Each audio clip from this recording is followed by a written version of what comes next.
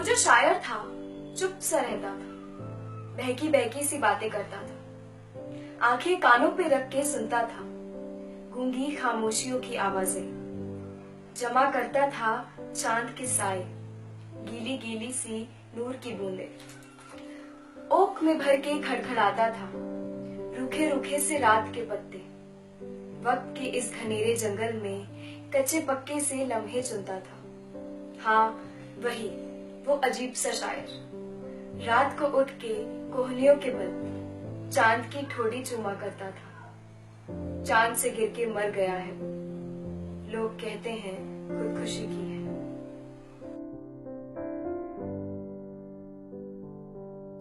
एक लुढ़की हुई वादी में बहुत नीचे खलाओं से, जहां धुंधली फजाओं का चलन है, खस्ता सा एक मकान मुझको विरासत में मिला है। जिस तरह सूखे हुए जख्मों से गिरा करती है पपड़ी, इसकी दीवारों से इस तरह से गिरता है पलस्तर। एक पांव पे खड़े सारे सतूं थक से गए हैं, खुर्दा दांतों की तरह हिलती है हर ताक में ईंटें। मोच खाई हुई कुछ खिड़कियां तिरछी सी खड़ी हैं, कांच धुंधलाए हुए चटके हुए। पहले बाहर की तरफ खुलती थी अफलाक की जानिब, अब ये अंदर भी नहीं खुलती अगर सांस घुटे। अब्र आलूद है अब और हवाओं में भी सुराख पड़े हैं। मेरा पैदाइशी घर है, मुझे रहना है यहीं पर। एक मैला सा फलक है तो मेरे सर पे अभी तक, डरता हूं गिर न पड़े सोते में एक रोज गई।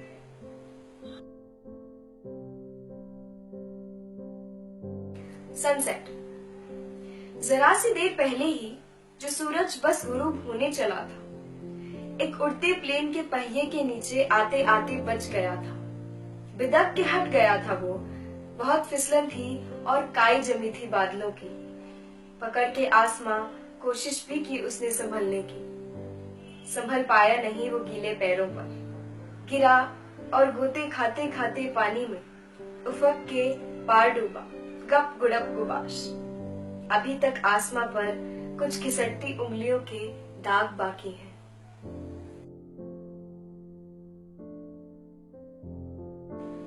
मुझे अफसोस है सोना कि मेरी नज़्म से होकर गुजरते वक्त बारिश में परेशानी हुई तुमको। बड़े बेवकत आते हैं यहाँ सावन, मेरी नज़्मों की गलियां यूं भी अक्सर भीगी रहती हैं।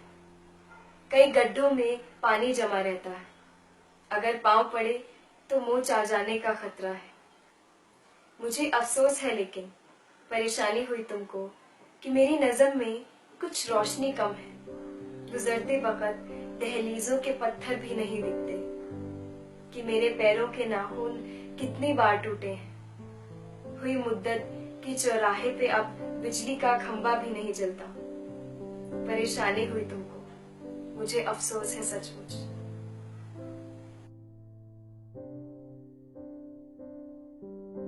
नंग धड़ंग जमीन पर लेटे लेटे मैंने कितनी बार सुना है इस मिट्टी के नीचे कुछ आवाजें रेंग रही हैं। कान लगाकर दरियाओं के छुप जाने की चाप सुनी है। छोटे छोटे बीजों के फटने से अंदर पेड़ों के गिरने की सी भारी आवाजें गूंजती हैं। औलादों को घर से बाहर जाने से कोई रोक रहा है।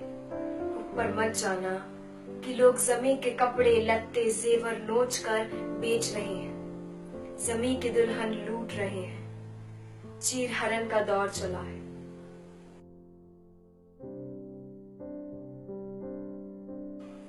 किताबें झांकती हैं बंद अलमारी के शीशों से, बड़ी हसरत से तकती है। महीनों अब मुलाकातें नहीं होती।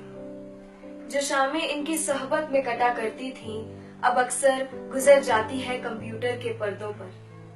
बड़ी बेचैन रहती है किताबें, इन्हें अब नींद में चलने की आदत हो गई है। बड़ी हसरत से तकती है। जो कदरें वो सुनाती थी कि जिनके सेल कभी मरते नहीं थे, वो कदरें अब नजर आती नहीं घर में। जो रिश्ते वो सुनाती थी वह सारे उधड़े उधड़े हैं।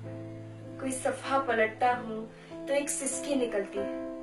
कई लफ्जों के माने गिर पड़ते हैं। बिना पत्तों के सूखे टुंड लगते हैं वो सब अल्फाज, जिन पर अब कोई माने नहीं उठते। बहुत सी इस्तलाहें हैं जो मिट्टी के सिकरों की तरह बिखरी पड़ी हैं।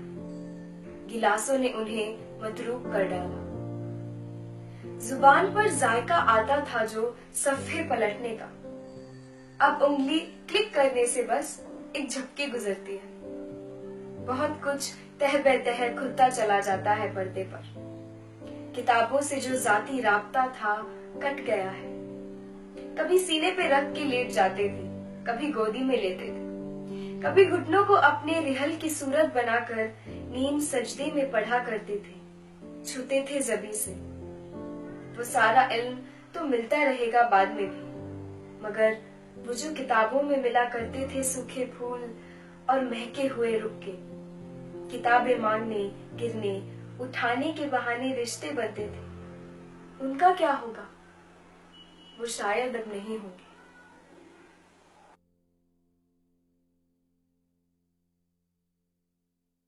मैं अपने बिजनेस के सिलसिले में कभी कभी उसके शहर जाता हूँ तो गुजरता हूँ उसी गली से।